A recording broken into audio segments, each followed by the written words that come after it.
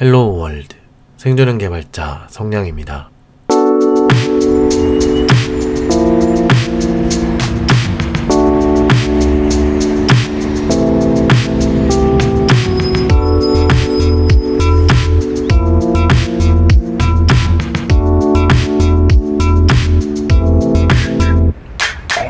반갑습니다. 성량의 불친절한 코딩 이야기 55회 방송입니다.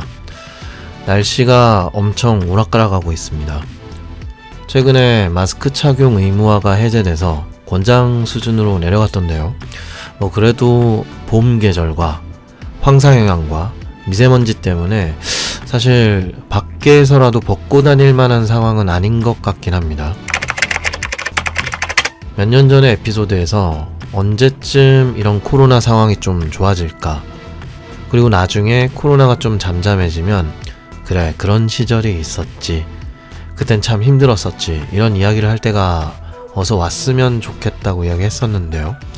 진짜 이제 꽤나 근접해 있는 것이 아닐까 생각됩니다. 근데 사실 그렇게 가라앉은 것 같지만 여전히 일일 확진자는 10,000명 단위에서 계속 왔다 갔다 하고 있죠. 그래서 제 경우는 그냥 실외, 실내 상관없이 집안에서나 뭔가 먹어야 할 때를 제외하면 아직 늘 마스크를 끼고 있습니다. 기온차가 한 주 내에도 엄청 크게 달라지고 있으니까요. 청취자 여러분도 감기 조심하십시오. 코로나도요. 방심하면 또 걸릴지도 모르니까요. 그리고 팟캐스트 플랫폼 관련해서 알려드릴 소식이 하나 있습니다. 제가 원래 앵커라고 하는 팟캐스트 송출 플랫폼을 사용하고 있었는데요. 이 앵커가 사실 2019년에 스포티파이가 한 1200억 원 정도를 들여서 인수했었거든요. 사실상 국내로 치면 스포티파이라는 거대한 플랫폼 그룹사 안에 있는 계열사가 된 건데, 이번에 새 단장을 하면서 리브랜딩을 한 거라고 보면 될 것 같은데요. 스포티파이 포 팟캐스터즈라는 명칭으로 완전히 변경되었습니다. 그러니까 앵커라는 팟캐스트 제작 송출 플랫폼이 스포티파이 브랜드에 완전히 흡수된 상태인 거예요. 도메인도 다 이제 변경된 상태인데, 사실 제가 따로 말씀드린 적은 없지만 앵커라는 팟캐스트 플랫폼 자체가 자동으로 온 동네방네 팟캐스트에 다 송출을 해주는 것까지 자동화돼 있어서 제가 쓰고 있었거든요. 그래서 이미 스포티파이에도 송출이 되고 있는 상황이었습니다. 그런데 아는 분은 아시다시피 국내에서는 스포티파이가 자리 잡는 데까지 여러가지 우여곡절이 좀 있었잖아요. 그래서 접근성이 다소 낮았기 때문에 송출되는 플랫폼 중에 국내에 많이 알려진 플랫폼 위주로만 제가 알려드렸던 건데, 이제 아예 이름이 바뀌었고 스포티파이 상의 팟캐스트에서도 제 팟캐스트 청취하는 분들이 비율이 높아지고 있고, 사용하는 팟캐스트 송출 플랫폼 자체가 스포티파이에서 직접 지원해주는 형태의 플랫폼으로 변경되었으니까 소개해드리는 멘트에 스포티파이도 같이 알려드릴 예정입니다. 결국은 청취자분들 입장에서는 바뀌는 건 없어요. 그냥 제가 서문 마지막 멘트 때 스포티파이에서도 제공된다라고 그냥 얘기를 할 건데, 그 이유에 대해서 말씀드린 겁니다. 어떻게 보면 좀 자잘한 이야기일 수도 있지만 팟캐스트를 만들고 제작해서 송출하는 제 입장에서는 개인적으로는 좀 큰 변화라서요. 저번 54회 에피소드에서 제가 대외 활동을 하면서 거기서 우수 코치로 선발이 돼서 그 기념으로 진행한 인터뷰 녹취분을 살짝 편집해서 올렸었는데요. 공식 인터뷰 컨텐츠가 얼마 전에 올랐습니다. 제가 에피소드로 사용한 건 굉장히 로우한, 그러니까 거의 생 버전의 녹취를 거의 그대로 사용한 거였고요. 좀 더 정제된 내용으로 인터뷰 내용이 로켓펀치 블로그와 취준컴퍼니 인스타그램에 올라갔습니다. 그 공식 인터뷰 링크는 54회 에피소드 설명글에 적어뒀으니까요.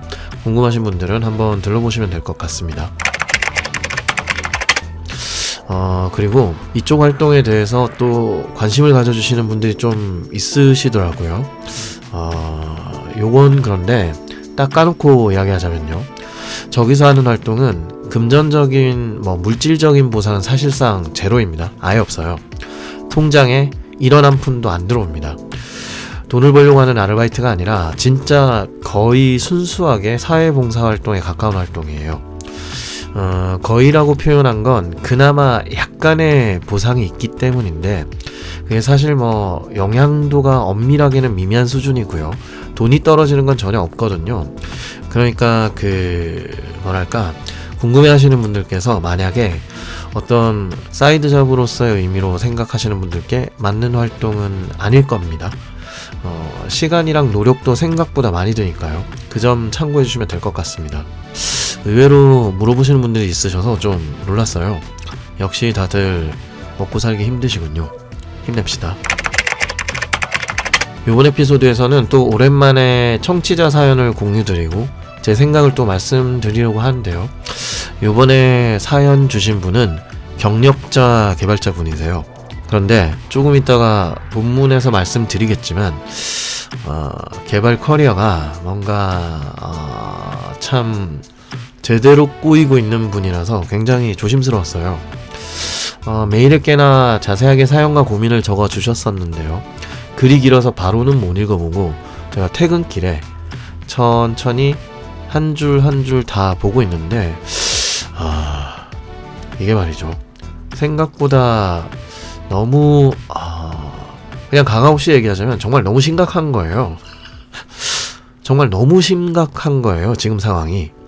그리고 굉장히 급해 보였고 진짜 어려운 상황으로 느껴졌습니다. 좀 냉정하게 이야기를 해줘야겠다 싶은 부분도 있었어요. 그래서 제가 사실 노출을 좀 꺼리는 편인데, 이 사연을 주신 분 쪽은 제가 메일에 글로 답을 작성해서 드리는 걸로는 모자라 보였고, 또 개인 시간적으로도 너무 어려운 일일 것 같았어요. 텍스트로 답장하는 것보다 만나서 이야기하는 게 차라리 빠르겠다 싶었습니다. 요즘 제가 너무 바쁘기 때문이기도 하고 그분 상황 자체가 꽤 복잡한 느낌이라서, 그래서 일단 좀 자세하게 들어보고 이야기를 같이 해봐야겠다 라고 생각을 해서 만나서 이야기하자고 했습니다. 사연 주신 분께서도 흔쾌히 좋다고 이야기를 하셔서 그래서 실제로 만나 뵙고요. 사연 주신 분께 허락을 구해서 동료 개발자는 아니고 아는 지인 개발자 한 분도 같이 모셔서 갔어요. 아무래도 제가 혼자 판단해서 다 말씀드리기에는 리스크가 꽤 있는 상황이라고 느껴졌고, 지인 개발자분께 대략적으로 설명을 해드렸더니 그분도 아니 어쩌다 이 지경이 된 거냐라고 하면서 같이 가보자고 하시더라고요. 그래서 약속을 정하고 퇴근 후에 저녁 식사를 하면서 이야기를 하고 카페를 가서 이야기를 하고까지 해서 대략 한 4-5시간 정도 같이 이야기했던 것 같습니다. 근데 그게 또 막상 들어보시면 사실 그렇게 심각한 건 아니라고 생각하시는 분도 있을 것 같기는 해요. 근데 어떤 느껴지는 무게감의 차이라는 건 개개인, 그리고 상황 따라 다른 거잖아요. 그리고 자기 일일 때와 아닐 때 다가오는 느낌도 당연히 다르니까요. 그 점을 감안해서 들어주시면 좋을 것 같습니다. 참고로 일단 이분과의 대화를 녹취한 건 아닙니다. 좋은 상황에서 만나 뵙고 웃고 떠드는 게 아니라서 그런 건 아니고, 메일 내용만으로 알 수 없는 내용들에 대해서도 물어봐가면서 이야기를 했고요. 사연 주신 내용이나 프로필 이력서 같은 것도 같이 보면서 이야기를 했거든요. 그래서 그 이야기한 내용을 제가 혼자 소개드리고 제 생각을 말씀드리는 형태로 이번 에피소드를 진행해 보겠습니다. 생존형 개발자 성량의 불친절한 코딩 이야기는 애플 팟캐스트, 스포티파이, 구글 팟캐스트, 오디오 클립, 팟빵, 플로우, 그리고 유튜브에서 제공되고 있습니다. 방송과 관련된 의견과 질문은 방송 플랫폼별 댓글 혹은 방송 소개에 명시된 이메일이나 링크트리에 등록된 서비스를 통해 보내주시면 감사하겠습니다.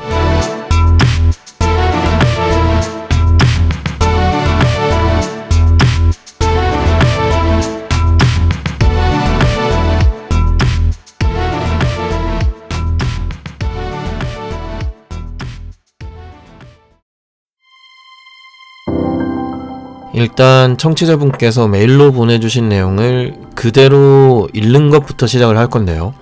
메일 내용을 쭉 한번 읽고 나서 주변 상황을 모르시는 청취자분들이 이해하실 수 있을 정도로만 가능한 한 개인정보가 노출되지 않는 선 안에서 정리를 드리면서 제 생각을 말씀드려 보겠습니다.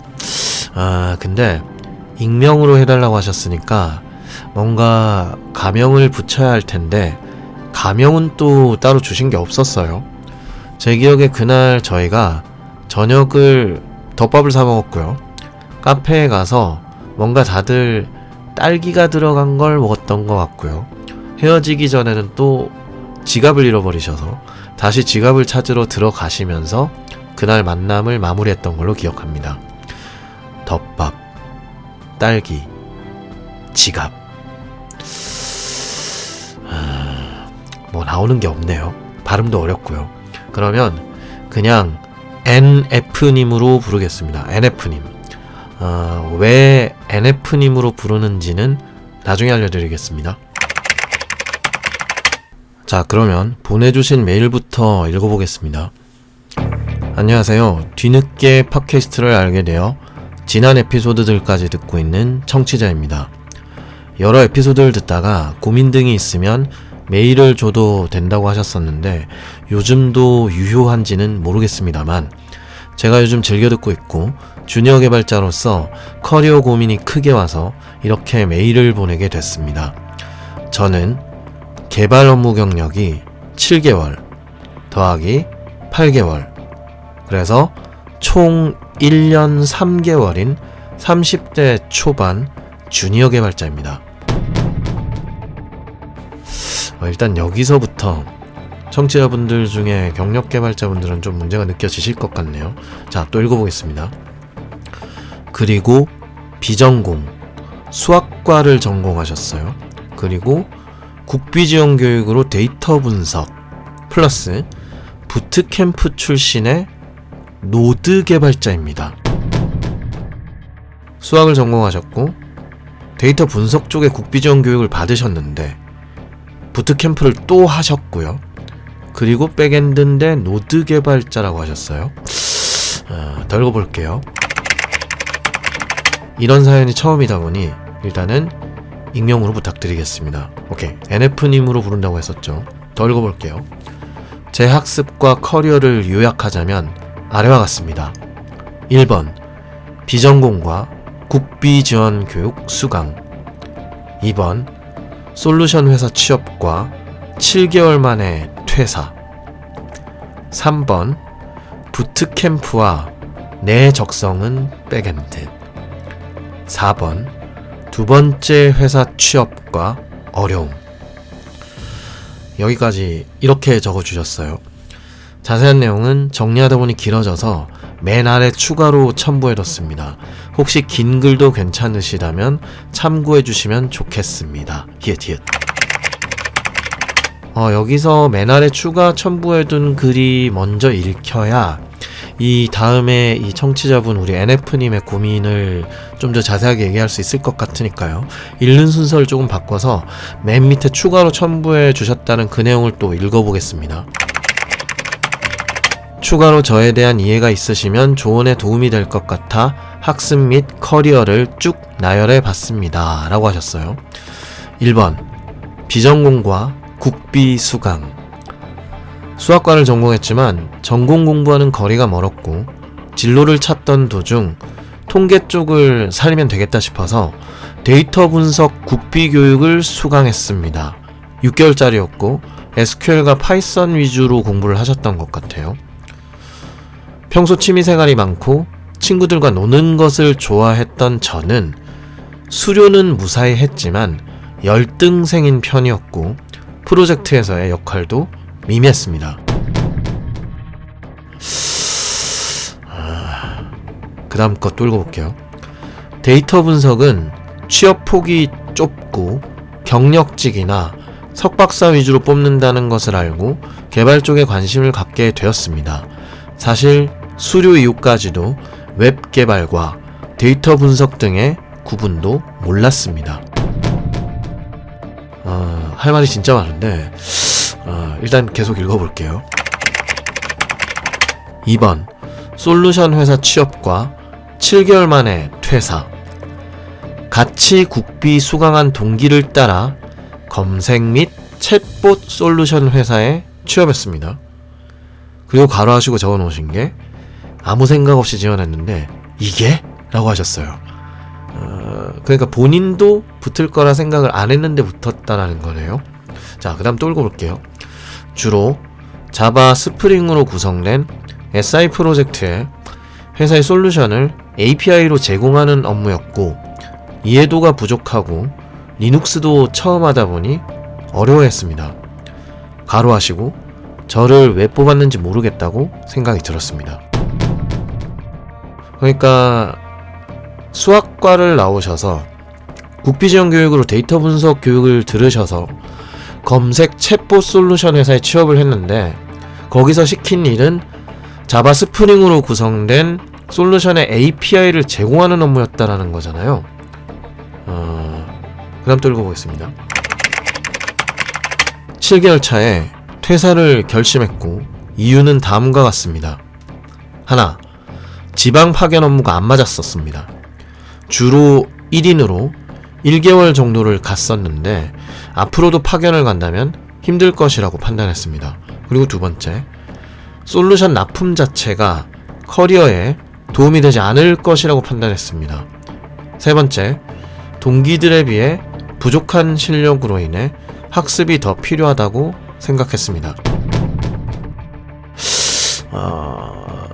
그러면 이 말인 즉슨 우리 NF님이 취업한 회사, 첫 번째 회사는 엄밀하게 따지면 개발자 업무가 아니었던 것 같네요.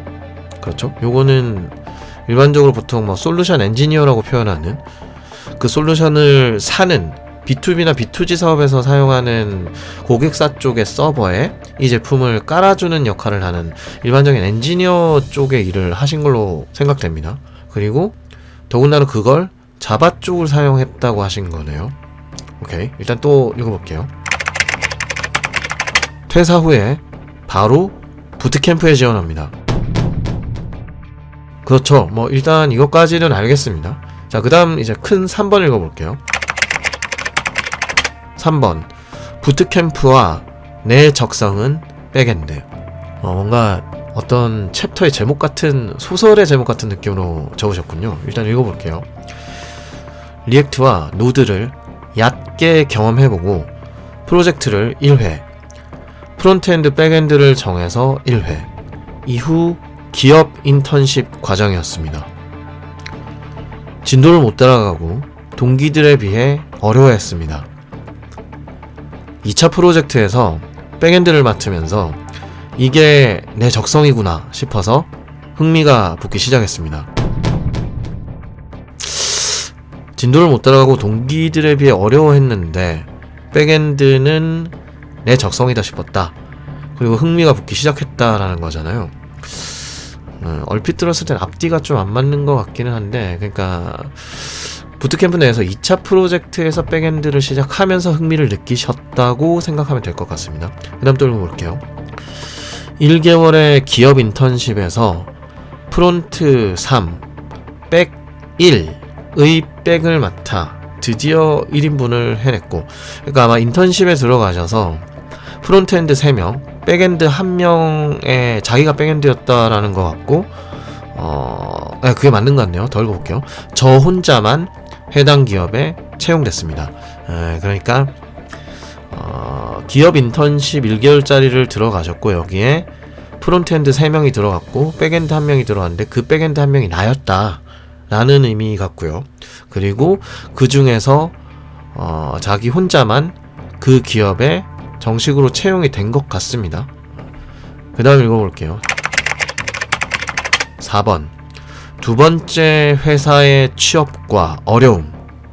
대기업에서 업무를 담당한 팀에 들어가게 됐습니다.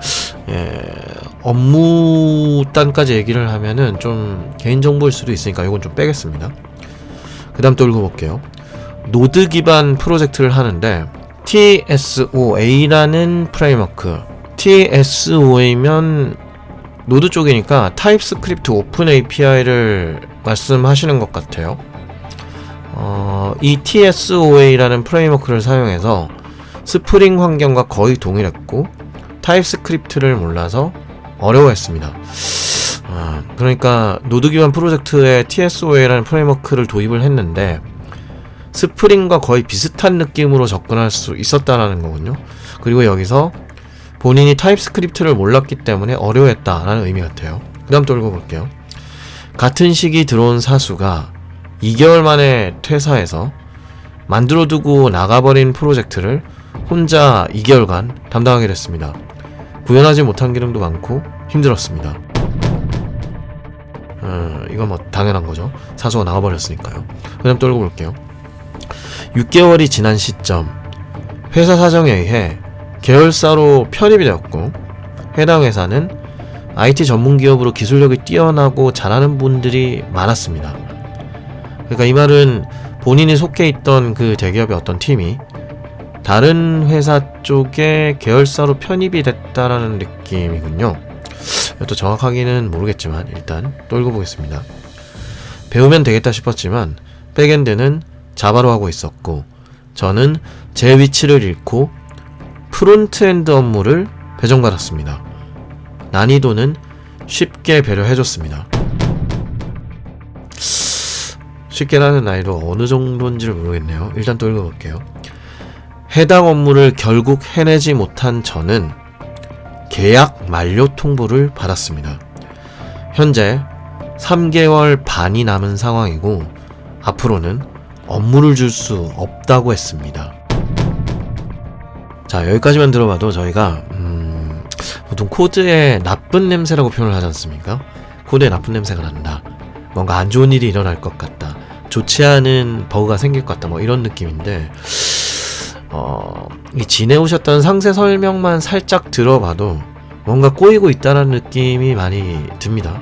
그리고 상황상 어쩔 수 없었다라는 느낌도 좀 들기는 한데, 이제 제가 만나서 얘기를 들었던 거는 이 메일의 내용 자체가 그다지 설명이 그렇게 친절하지 않다, 알아듣기가 조금 어렵다라는 형태로 얘기를 들었어요. 자, 어쨌든 그래서 학습과 커리어에 대한 상세 내용을 지금 얘기를 한 거고요. 다시 메일 본문으로 돌아와서 읽어보겠습니다. 고민사항은 크게는 두 가지입니다. 1번, 저는 개발 실력과 습득력, 학습 능력이 좋지 않은 편인데 이 일을 하고 싶습니다. 해결책이 있을까요? 첫 고민입니다. 위 학습과 커리어를 지나오면서 적어도 제 주변 비전공 노베이스 개발 입문자와 비교해도 제 학습 능력과 습득력이 현저히 떨어지는 것을 느꼈습니다. 국비, 부트캠프, 회사 모두 그랬습니다. 제 스스로 좀 위안을 하자면 백엔드 쪽에선 그래도 밑바닥은 치지 않았던 것 같습니다. 다만 앞으로 커리어에서 새로운 기술 습득과 적용은 개발자의 평생 숙제인 것을 알다 보니 자괴감이 많이 듭니다. 학창시절 수학 경시대회에 나갔던 경험이 있어서 공부를 아예 놓고 산 것도 아닌데, 물론 수능은 잘 못 받고 대학에 가서부터 7년 정도는 거의 공부보단 놀고 진로를 찾는 과정들에만 투자하다 보니 머리가 굳은 건지 정말 세상에 이렇게 공부를 못할 수 있나 싶을 정도로 학습력이 부족합니다. 적성에 안 맞고 개발자를 그만둬야 하는 걸까요? 시간을 오래 투자해서라도 된다면 계속 하고 싶습니다. 백엔드에서 API를 만들고 에러를 찾아 디버깅을 하고 도커 등 추상화된 구조들을 파악하게 됐을 때의 그 쾌감에 이 일을 계속하고 싶고 잘하고 싶은 마음은 큽니다. 그리고 뒤도 없습니다. 현실적인 따끔한 말이어도 괜찮으니 조언을 부탁드립니다. 2-3개월 반 후에 계약이 만료이고 저는 현재 회사에서 실력 부족으로 더 이상 업무를 주지 않겠다고 합니다. 이 상황에서 제가 할 수 있는 베스트는 어떤 걸까요? 두 번째 고민은 현재 상황에 대한 고민입니다. 우여곡절 끝에 1년 계약직으로 입사한 두 번째 회사에서 계약 종료 통보를 받았습니다. 기술 스택도 안 맞고 옮겨진 회사에서 자바를 쓴다고 했습니다. 기초 실력도 부족한데 마지막 기회라고 말하면서 주신 아주 쉬운 프론트엔드 업무 2개월간의 학습 시간을 받았습니다. 그 2개월간의 학습 시간을 받았는데 아주 쉽다고 표현하신 프론트엔드 업무마저도 기간 내에 완수하지 못하여 예상은 했지만 예상보다 일찍 통보받았습니다. 회사에서는 이직을 준비하는 것을 추천하기는 했습니다. 일단 제가 처음에 생각했을 때 지인 개발자 분이랑도 의논을 했을 때 똑같은 얘기를 했었는데요. 아주 쉬운 프론트엔드 업무가 뭘까? 라는 생각을 했었습니다. 그리고 아마 쉬운 업무가 아니었을 것이다 라고 예상했었거든요. 더 읽어보겠습니다. 계약 종료까지 3개월 반의 시간이 남아 있습니다. 저는 팀원들과 어울릴 수 없고 회의를 들어가도 의미가 없고 부끄러울 것이며 업무가 주어지지 않을 것입니다. 계약 종료 후 면접에서 왜 이 회사에서는 프로젝트가 하나도 없는지 물어보면 할 말이 없을 수도 있겠죠.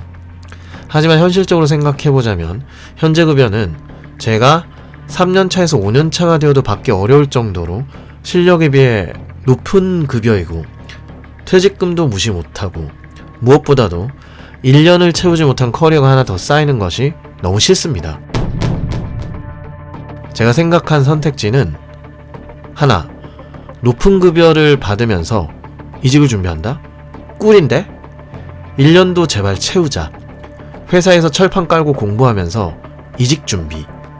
괄호하시고 사실 마음은 이쪽입니다. 상황을 마주하면 다를 수도 있겠지만요 라고 하셨습니다. 그 다음 둘, 더 이상 업무도 없고 팀원들에게도 부끄럽고 일단 여기를 먼저 탈출하자. 이력서부터 작성해서 최대한 빨리 이직. 요 두 가지 정도인데 성장님의 생각은 어떠신지, 학습을 한다면 어떻게 하면 좋을지 조언 부탁드립니다. 학습 계획은 첫째, 로드를 했다면 필수로 가져가야 할, 그리고 개인적으로도 꼭 알고 싶은 두 번째 회사 프로젝트를 이력으로 남기고 싶다면 학습해야 할 타입스크립트 공부를 현재 진행 중이고요. 둘째, 백지 상태에서 뭔가를 만들어보는 프로젝트를 해야 실전 실력이 쌓인다고 판단했습니다. 개인 프로젝트나 블로그 만들기 등. 세 번째, 역시 한국에서 백엔드는 자바 스프링이고 회사 내에 자바 스프링 부트 질문할 사람들도 많다. 자바 공부를 열심히 해서 자바로 회사 지원하기로 얘기하셨어요. 컨텐츠들 정말 잘 듣고 있습니다. 앞으로도 잘 듣겠습니다.